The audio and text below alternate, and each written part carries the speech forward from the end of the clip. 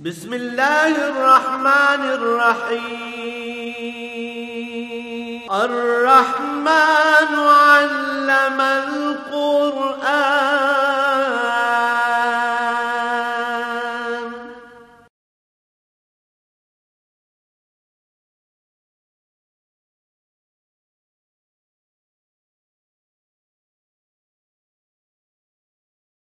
الحمد لله رب العالمين، والصلاة والسلام على حبيبه محمد وآله وصحبه أجمعين.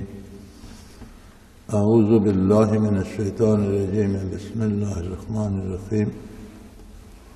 فبظلم من الذين هادوا حرمنا عليهم طيبات أحلت لهم وبصدهم عن سبيل الله كثيرا وأخذهم الربا وقد نهوا عنه وأكلهم أموال الناس بالباطل وأعتدنا للكافرين منهم عذابا أليما.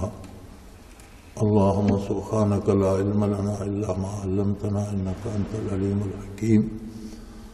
مولاي صل وسلم دائما أبدا على حبيبك خير الخلق كلهم.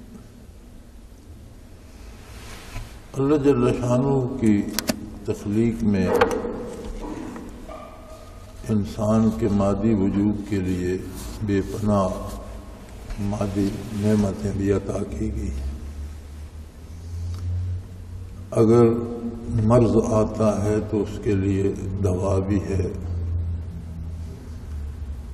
بھوک پیاس ہے تو اس کے لیے غذا بھی ہے، اور جو چیزیں دین نے حرام کی ہیں وہ یقیناً بغیر شک و شبہ کے انسان کو نقصان دینے والی ہے. کوئی ایسی چیز جو نفع بخش ہو وہ حرام نہیں کی گئی. حرمت شرعی کی بنیاد یہ ہے کہ کچھ چیزیں جو کھانے پینے کی ہیں حرام کی گئی ہیں تو ان کے نقصانات بہت واضح ہیں. کچھ طریقے لین دین کے جو حرام کیے گئے ہیں وہ بھی معاشرے کی تباہی کا سبب ہے.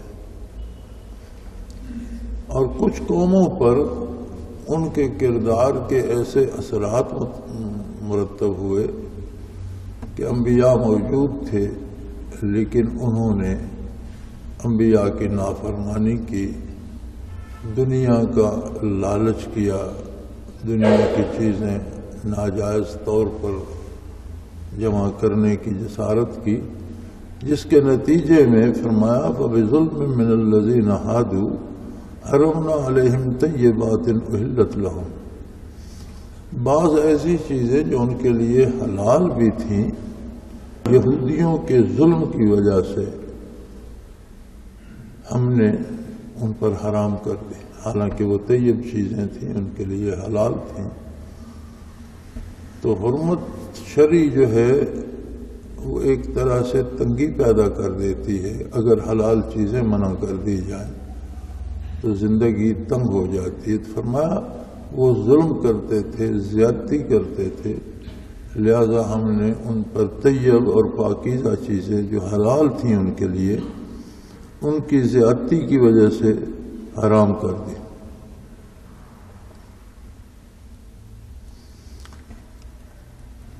اور وہ کیا زیادتی کیا کرتے تھے؟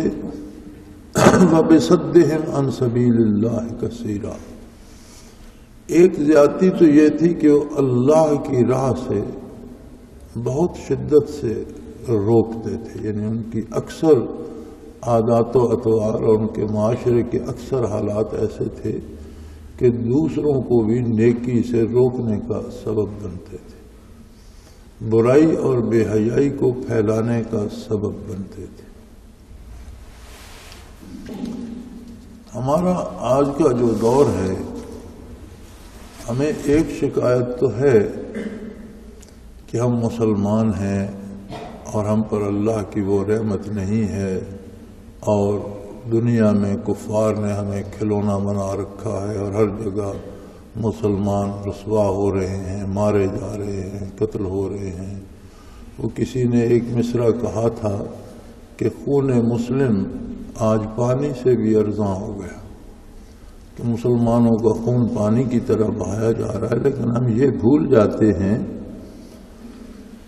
کہ وہ باتیں، وہ کردار جو گزشتہ اقوام کے تھے جن کی وجہ سے ان پر اللہ کے عذاب نازل ہوئے، ہم ان کرداروں میں کس حد تک کھو چکے ہیں۔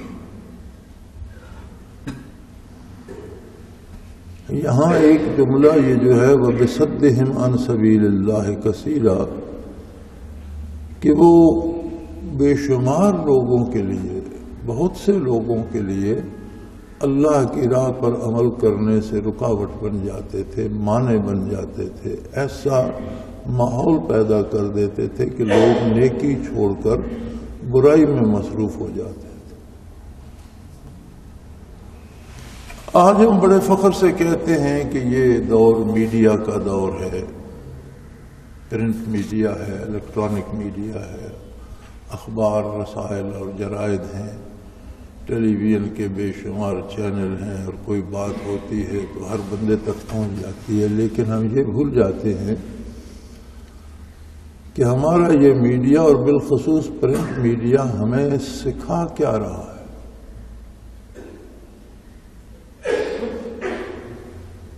لباس سے لے کر کرداروں تک یہ آنے والی نسل کو اور نوجوان نسل کو کیا تربیت دے رہا ہے، کس طرح کے لباس متعارف کرا رہا ہے، کس طرح کی خبریں دے رہا ہے، کس طرح کی باتیں پہنچا رہا ہے۔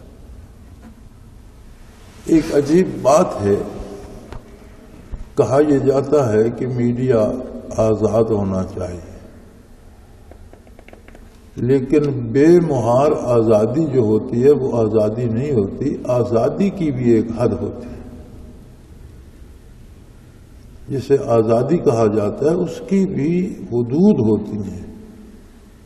میری آزادی کی حد میرے وجود تک ہے، اب اسے آزادی نہیں کہا جائے گا کہ میں اپنا مکہ دوسرے کی ناک پر دے ماروں، تو وہ بھی تو آزاد ہے، اس کی بھی تو آزادی ہے، میں اس کی آزادی میں مداخلت نہیں کر سکتا۔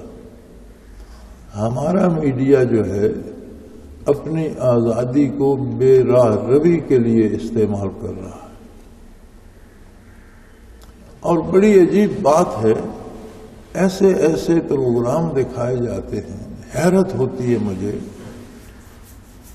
کہ ہمارے چینلز پر بعض اوقات جب وقفہ آتا ہے تو مشاہیر عالم کے اقوال دکھاتے ہیں، لیکن حیرت ہوتی ہے کہ اس میں نہ رسول اللہ صلی اللہ علیہ وسلم کی حدیث ہوتی ہے، نہ خلفاء راشدین کے اقوال ہوتے ہیں، نہ علماء امت کے اقوال ہوتے ہیں، نہ کسی مسلمان حکمران کا کوئی ارشاد ہوتا ہے۔ یہودیوں کے، عیسائیوں کے اور ان کے جو ہیں بڑے لوگ، ان کے اقوال یہ ہمیں سناتے ہیں۔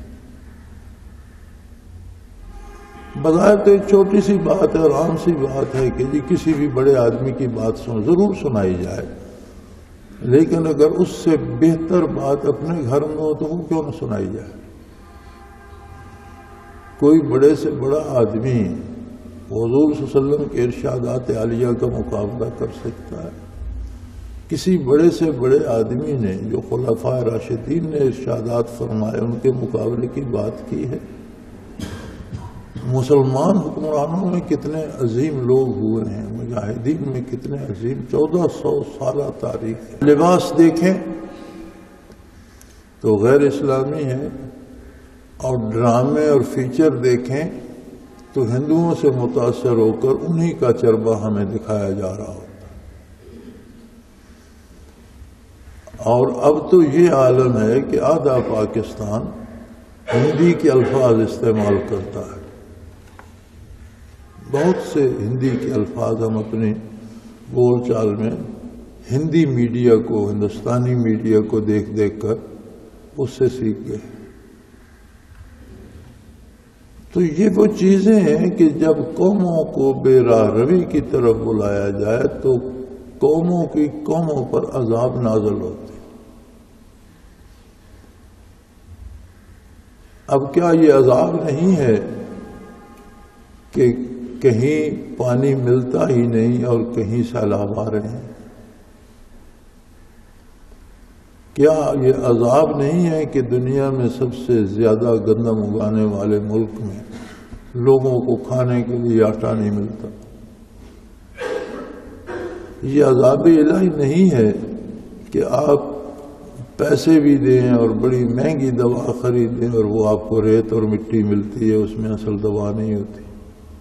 یعنی کسی طرف آپ انصاف پیسوں سے بکتا ہے، پیسے ہیں تو انصاف بھی خرید لیں.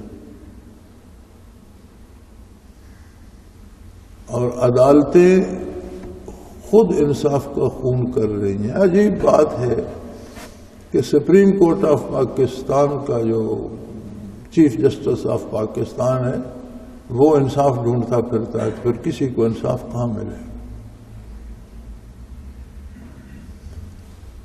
تو یہی کردار تھے ان قوموں کو. قرآن صرف قصے نہیں سنانا چاہتا، قرآن حالات بیان کرتا ہے اس لیے کہ مسلمان عبرت حاصل کریں اور توبہ کریں، اللہ سے رجوع کریں اور برائی کو چھوڑ دیں. فرمایا ان کی ایک بات تو یہ تھی کہ ایسا ماحول بناتے تھے، ایسا پروپیگنڈا کرتے تھے کہ لوگوں کو اللہ کی راہ سے روکتے تھے، نیکی سے روکتے تھے.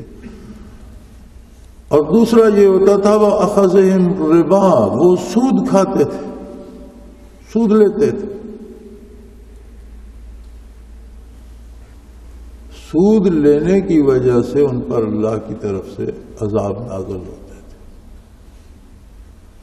اب ایسی عجیب بات ہے کہ اللہ ماشاء اللہ کوئی اللہ کے بندے ہوں جو گنتی کے ہوں جن کو اللہ نے سود کی لعنت سے بچا رکھا ہو، ورنہ من حیث القوم صرف پاکستان میں نہیں، 56-57 ممالک ہیں مسلمانوں کے، تمام ممالک کا نظام سودی ہے.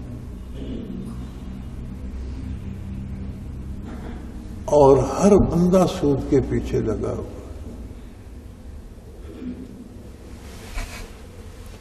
انسانی زندگی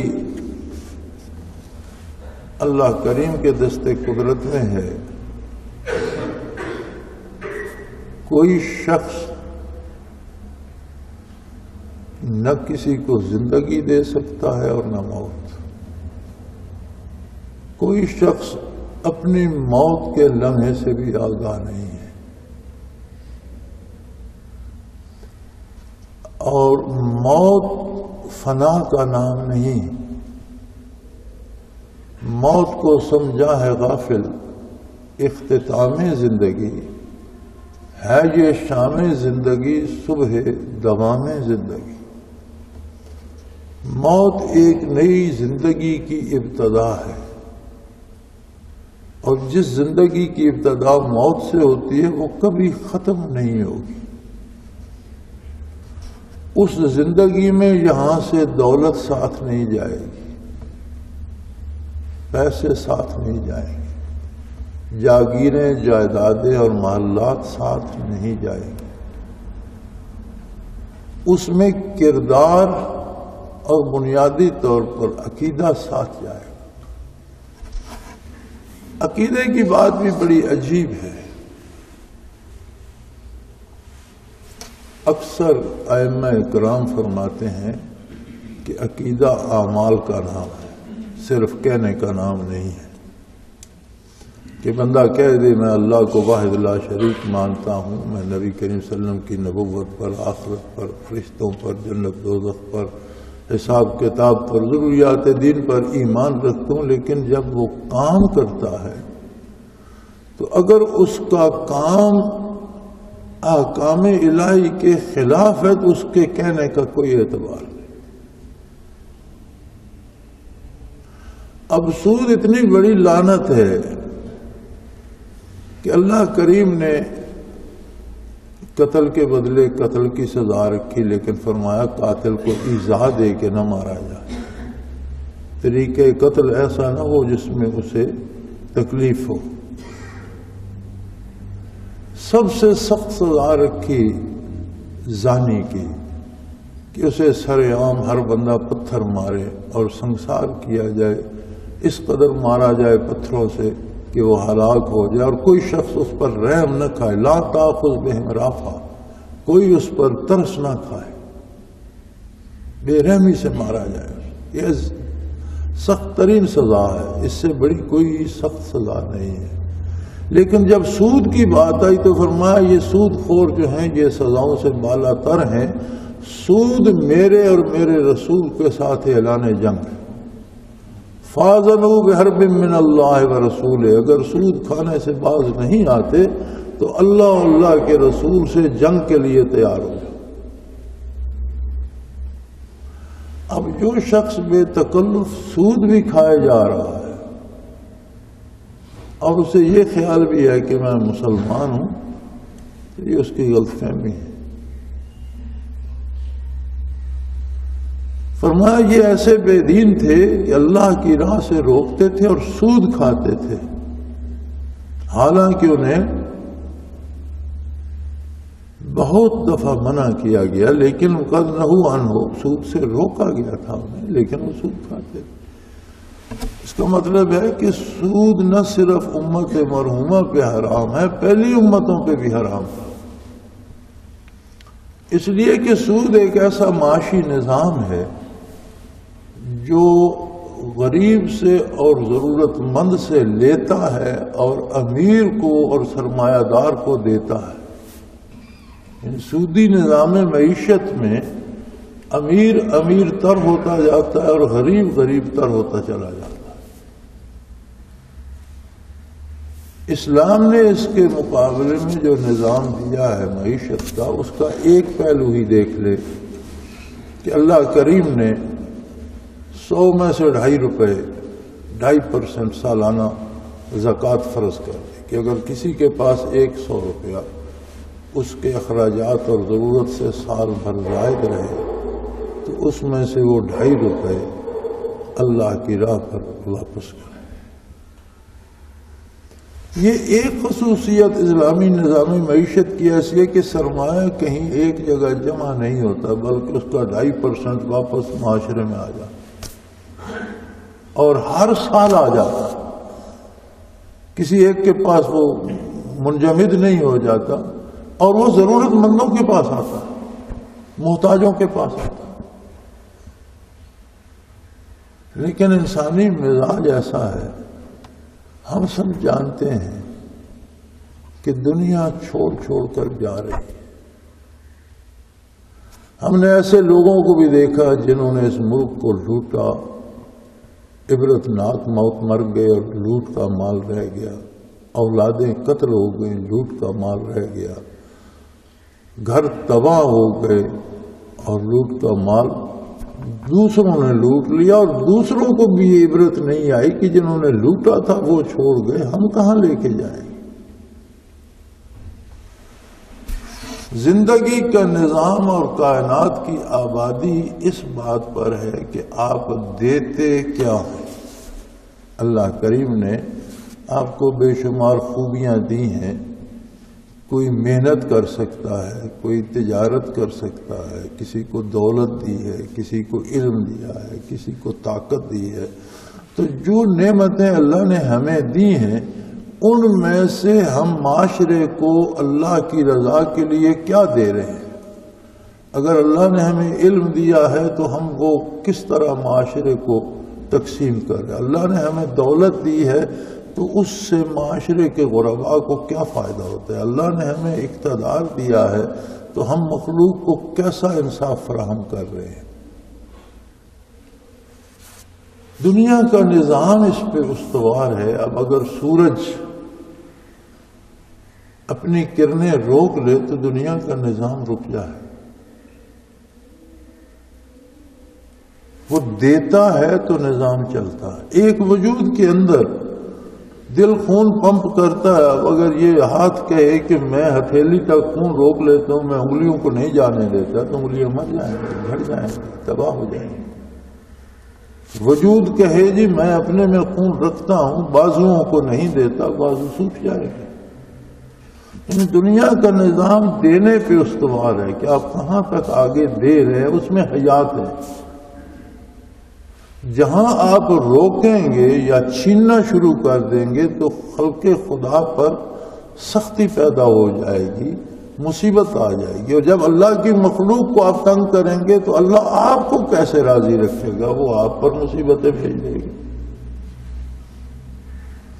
تو یہ سودی نظام جو ہے یہ کمزور سے، ضرورت مند سے، محتاج سے لیتا ہے اور دولت مند کو دیتا ہے، اس لیے اللہ نے پہلی امتوں پہ منع کیا تھا اور اس بات سے بھی روکا تھا وَأَكَلِهِمْ أَمْوَالَ النَّاسِ بِالْبَاطِلِ، لوگوں کا مال ناجائز طریقے سے نہ کھایا جائے۔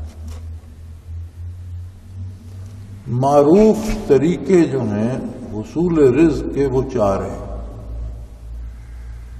تجارت کرتا ہے کوئی، یہ معروف طریقہ ہے حصول رزق۔ کاشتکاری کرتا ہے، معروف طریقہ ہے رزق کا، ہل چلاتا ہے، محنت کرتا ہے، رزق حاصل کرتا ہے۔ مزدوری کرتا ہے اجرت پر، معروف طریقہ ہے رزق۔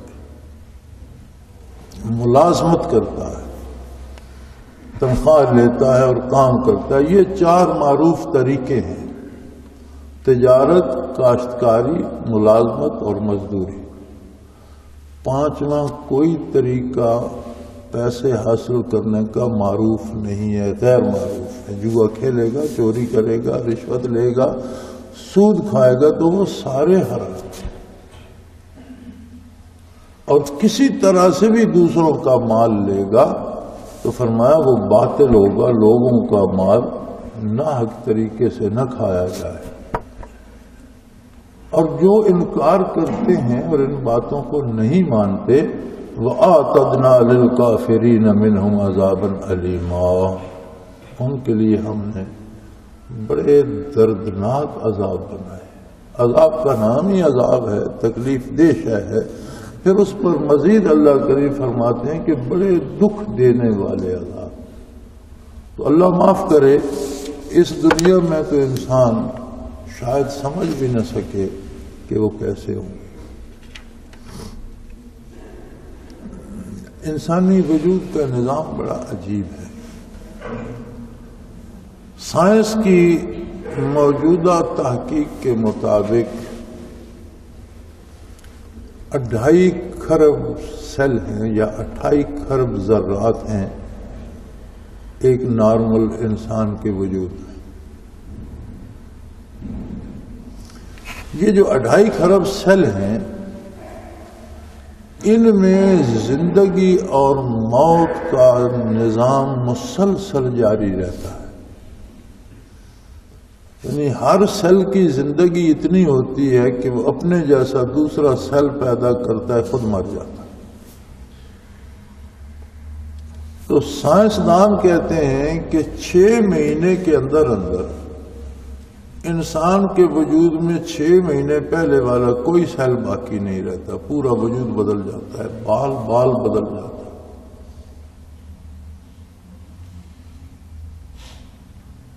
اور یہ عمل اتنے تسلسل سے جاری رہتا ہے کہ ہم جہاں جاتے ہیں، جہاں بیٹھتے ہیں، جہاں سوتے ہیں، جہاں چلتے ہیں، وہ سیل مسلسل مر کے جھڑتے رہتے ہیں۔ آپ نے دیکھے یہ جو آج کل رواج ہے، فوجی کتے نکل آئے اور وہ بندے کی بو لے لیتے ہیں، تو بندے میں بو اتنی کہاں سے آ گئی؟ وہ بندے کی بو اس کے سیلز میں ہوتی ہے۔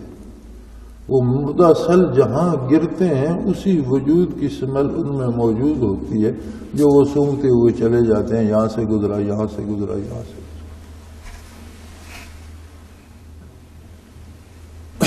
اور ایسا نظام ہے قدرت کا، یعنی سائنس جو آج تک دینی احکامات کو، سائنس کا تو ایک اصول ہے کہ وہ جس چیز کو دیکھتی ہے اس کو مانتی ہے، جسے نہیں دیکھتی نہیں مانتی۔ تو آج تک تو یہ عقائد سے پرے پرے رہی، لیکن جب بھی اس نے کوئی کارنامہ طے کیا تو وہ کارنامہ یہ تھا کہ عقیدہ اسلامی کا اثبات کر دیا۔ اب اس کا مطلب ہے کہ 2.5 کھرب سیل اگر 6 مہینے میں مر جاتے ہیں، اس کا مطلب ہے کہ ایک بندہ سال میں 2 گنا ہو جاتا ہے نئے سیلوں سے۔ تو اگر کوئی 50 سال رہا تو اس نے جو اس کا وجود ہے اس سے 100 گنا زیادہ سیل استعمال کر لی۔ اب آخرت میں جب اللہ کا انعام ہوگا تب بھی یا عذاب ہوگا تب بھی کوئی سیل خالی نہیں رہے گا۔ جو سیل جتنا عرصہ اس وجود میں رہا ہے، اگر عذاب ہوگا تو اتنے عرصے کا حصے دار وہ بھی ہوگا، اور اگر ثواب ہوگا تو اتنے عرصے کا حصے دار وہ بھی ہوگا۔ اب آپ اندازہ کریں کہ ایک بندہ 60-70 سال رہا، 2.5 کھرب سیل 6 مہینے میں گئے، 5 کھرب سیل 1 سال میں گئے، تو 50 سال رہا، کتنے بنے سیل؟ اور جب ہر سیل کو عذاب الگ الگ قسم کا ہوگا تو کیسا دردناک ہوگا۔ اسی طرح جن پر اللہ کا انعام ہوگا ان کے بھی ہر سیل کو الگ الگ لطف اور لذت آئے گی، تو وہ انعام بھی کیسا عجیب ہوگا۔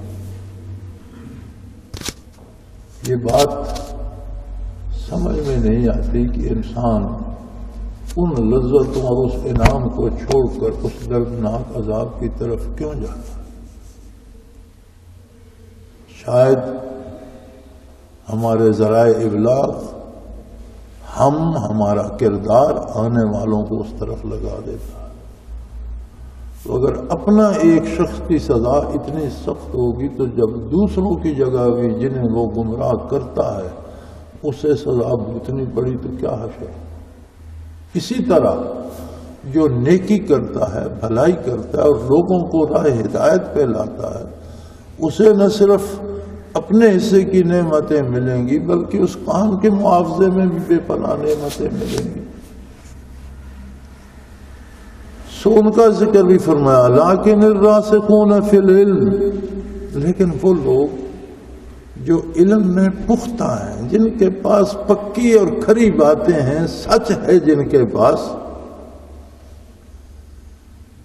والمؤمنون یؤمنون بما انزل الیک وما انزل من قبلک، اور یقین رکھتے ہیں جو آپ پر نازل ہوا اسے بھی حق سمجھتے ہیں، جو آپ سے پہلے کتابیں نازل ہوئی انہیں بھی حق سمجھتے ہیں۔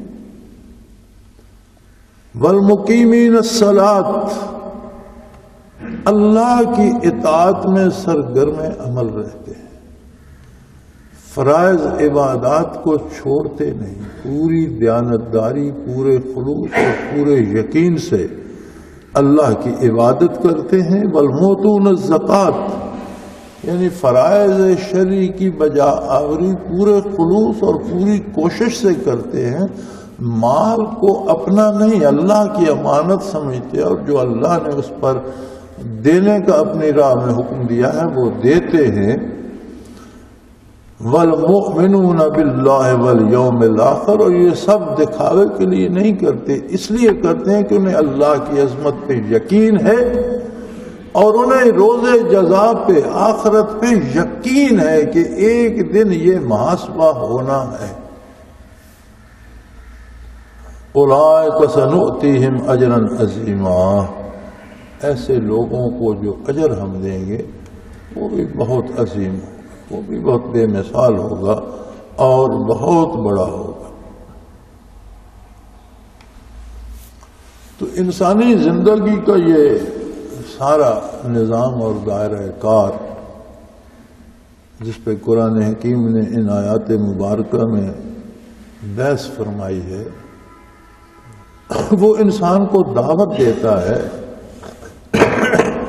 کہ وہ اس بات پہ نہ رہے پدرم سلطان دود، میرے ماں باپ ایسے تھے، میرے آبا و اجداد بڑے نیک تھے، بڑے پارسا تھے، نہیں، وہ خود دیکھے کہ وہ کیا کر رہا ہے، جو رزق وہ حاصل کرتا ہے یا کھا رہا ہے اس کے وسائل کیا ہیں، جائز ہیں یا غلط ہیں، غلط ہیں تو توبہ کرے، چھوڑ دے، جائز وسائل سے رزق حاصل کرے، جو جائز وسائل سے حاصل ہوتا ہے اچھا کھائے، اچھا پہنے، اس سے منع تو نہیں فرمایا، حلال کمائے، پاکیزہ رزق ہو تو اچھا کھائے، اچھا پہنے، اچھا گھر بنائے، بچوں کو اچھا کھلائے، لیکن دوسروں کا چھین کر نہیں، دوسروں کا چھین کر کھانے سے روکھی سوکھی بہتر ہے جو حلال ذریعے سے میسر ہو۔ اور یہ جو رزق کا حصول اور رزق کے حصول کے ذرائع اور رزق کا استعمال ہے، یہ انسان کی پوری زندگی نہیں، اس کے عقیدے کو بھی متاثر کرتا ہے، اس کے ایمان کو متاثر کرتا ہے، اور اللہ کا جو تعلق اس کے ساتھ ہے اس کو متاثر کرتا ہے۔ یہ ہمارا کردار ہی ہے جو رحمت الہی کا سبب بنتا ہے، اور یہ ہمارا ہی کردار ہے جو غضب الہی کو بھڑکاتا ہے۔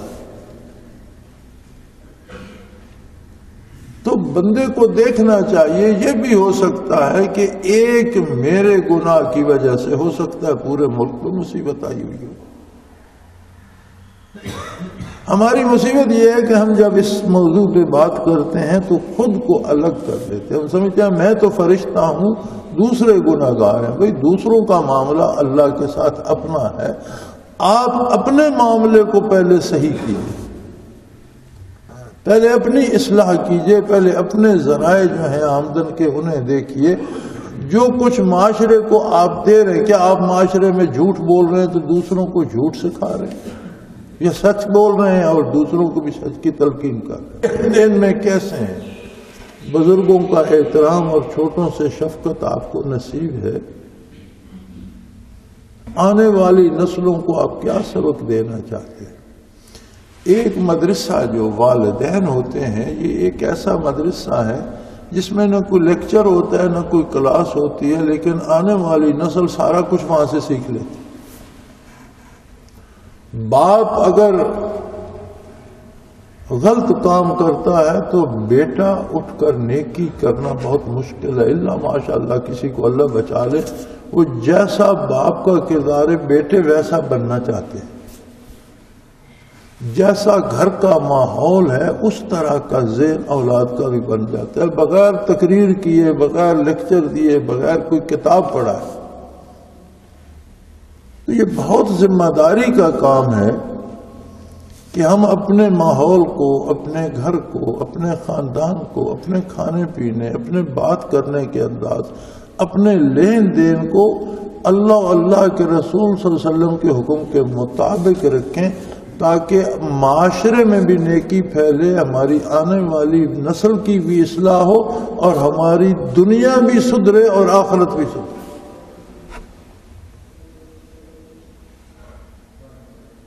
لوگ اول تو ہماری بدنصیبی ہے کہ ہم دین کی طرف آتے نہیں، جب آتے ہیں تو ہمیں یہ ہوتا ہے کہ کوئی وظیفہ بتا دو، نہ ایک وظیفہ پڑھ دیں سارے کام ہوتے چلے جائیں۔ کل بھی کسی کا خط تھا یا فون تھا مجھے یاد نہیں کہ مجھے وظیفہ بتائیں، میں نے کہا 30 پارے قرآن کریم ہر مسلمان کے لیے وظیفہ ہے، 5 وقت کی فرائض نماز ہے، ہر مسلمان کو اللہ نے وظیفہ بتایا ہے۔ قرآن میں اللہ نے حکم دیا ہے کہ میرا ذکر کثرت سے کرو، وظیفہ اللہ نے بتا دیا۔ قرآن میں فرمایا ہے کہ میں اپنے نبی پہ درود بھیجتا ہوں، میرے فرشتے درود بھیجتے ہیں، تم بھی اے مسلمانوں میرے نبی پہ درود بھیجو۔ یہ سارے وظیفے آپ نے کر لیے کہ مجھ سے پوچھتے ہو؟ یعنی وظیفے تو اللہ نے بتا دیے، کرو، قرآن کریم کو پڑھو، سمجھو۔ فرماتا ہے لقد یسرنا القرآن للذکر، نصیحت حاصل کرنے کے لیے میں نے قرآن کو آسان کر دیا، تم پڑھ کر سمجھنے کی کوشش کرو تمہیں سمجھ آتی چلی جائے گی۔ فہل میں مدکر کوئی سیکھنا چاہتا بھی ہے، کسی میں طلب ہے تو پڑھو۔ اب جس بندے کو کلمہ بھی نصیب ہو جائے، اس پر اللہ کے بتائے ہوئے احکام بھی موجود ہو، وہ ان پر عمل بھی کرے، تو اسے کسی مولوی یا پیر سے وظیفہ پوچھنے کی کوئی ضرورت باقی ہے؟ اور اگر ان پر عمل نہ کرے تو ایسا پیر اور مولوی کون ہے جو وظیفہ بتا دے گا تو پھر اس کا بھلا ہو جائے؟ تو میرے بھائی، اللہ توفیق دے تو زندگی کے ہر لمحے موت کے لیے تیار رہنا چاہیے.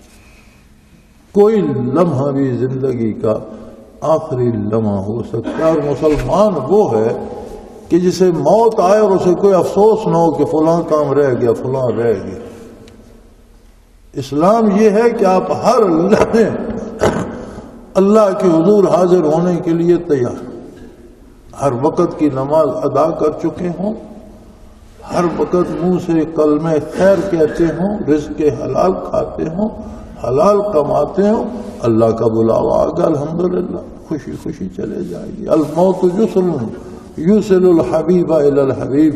کسی ولی اللہ نے کہا تھا کہ موت تو ایک ایسا پل ہے جو محبوب کو محبوب سے ملا دیتا ہے.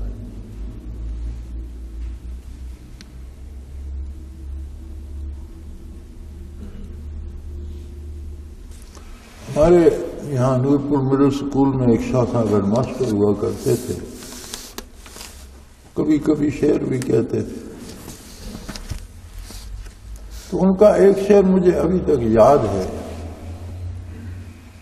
کہ وہ جب یہ بات ہوئی کہ حضور نبی کریم صلی اللہ علیہ وسلم کی زیارت کرواتے ہیں فرشتے، جب آتے ہیں قبر میں تو پہلے پوچھتے ہیں مر ربوں کا، تیرا رب کون تھا دنیا میں، کسے رب مانا تو نے،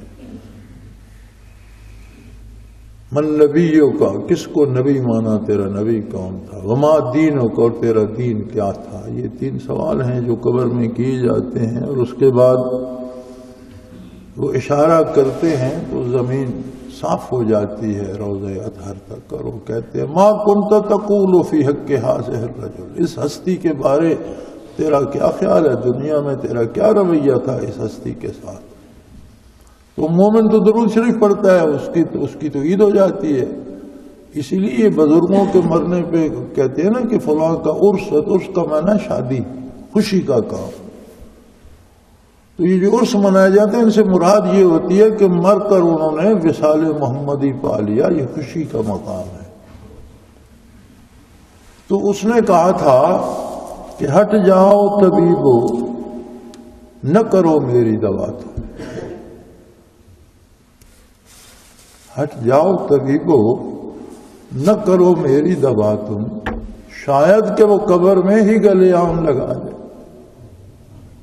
کہ مجھے مر جانے دو کہ مر کر مجھے حضور کی زیارت تو نصیب ہوگی. تقاضا ایمان تو یہ ہے کہ موت سے ڈرنے کی بجائے موت کا انتظار کیا ہے، کہ دنیا کی آزائشیں ختم ہوں گی تو آقا نامدار صلی اللہ علیہ وسلم کی زیارت تو نصیب ہے. اور اگر کردار الٹ ہو تو سارے حجاب ہٹ جاتے ہیں، لیکن مرنے والا کہتے ہے ہاتا لا ادری، مجھے تو کچھ نظر نہیں آ رہا، تم کس کے بارے پوچھ رہے. اللہ کریم ہماری خطاؤں سے درگزر فرمائے اور ہمیں ہماری اولادوں کو اور عامت المسلمین کو نیکی کی توفیق عطا فرمائے. وآخر دعوانا ان الحمدللہ رب العالمین. اللہ اللہ اللہ اللہ اللہ اللہ اللہ اللہ.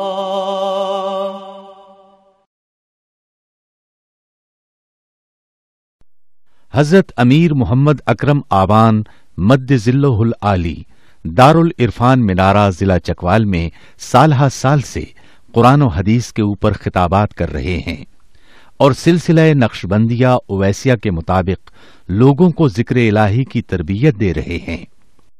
وہ قرآن پاک کی تفسیر ترتیب وار بیان کر رہے ہیں. تفسیر قرآن کو وہ موجودہ ملکی اور بین الاقوامی حالات کے مطابق بیان کرتے ہیں. موٹر وے سے کلر کہار کے انٹرچینج سے نکلتے ہوئے کلر کہار کی جھیل سے ہوتے ہوئے میانی، بوچھال اور نورپور سے گزرتے ہوئے دارالعرفان منارہ پہنچ سکتے ہیں. حضرت امیر محمد اکرم آوان نے بچیوں اور بچوں کی دینی اور دنیاوی تعلیم کے لیے سقارہ اکیڈمی کے نام سے ایک درسگاہ بھی قائم کی ہے، جس کا افتتاح ملک پاکستان کے صدر جنرل محمد ضیاء الحق نے اپنے دست مبارک سے کیا تھا۔ وہ تمام احباب جو اسلام کی طلب رکھتے ہیں ان سے گزارش ہے کہ دارالعرفان منارہ ضلع چکوال میں امیر محمد اکرم آوان صاحب کے خطابات سے مستفید ہوں۔ وہ ہر جمعے کو نماز سے پہلے بیان فرماتے ہیں۔ ہر ماہ کی پہلی اتوار کو ماہانہ اجتماع ہوتا ہے جس میں آپ خصوصی خطاب فرماتے ہیں اور پاکستان کے چاروں صوبوں سے احباب اس اجتماع میں شرکت کرتے ہیں۔ اس کے علاوہ یہاں سال میں 2 مرکزی اجتماعات بھی ہوتے ہیں، ایک رمضان المبارک میں اعتکاف کا اجتماع اور دوسرا جولائی اور اگست میں 40 دن کا اجتماع ہوتا ہے جس میں روحانی تربیت کی جاتی ہے۔ اپنا خون سیماب دے کر اتنا ہم کر جائیں گے، نام آقا کا چمن میں پھر رقم کر جائیں گے۔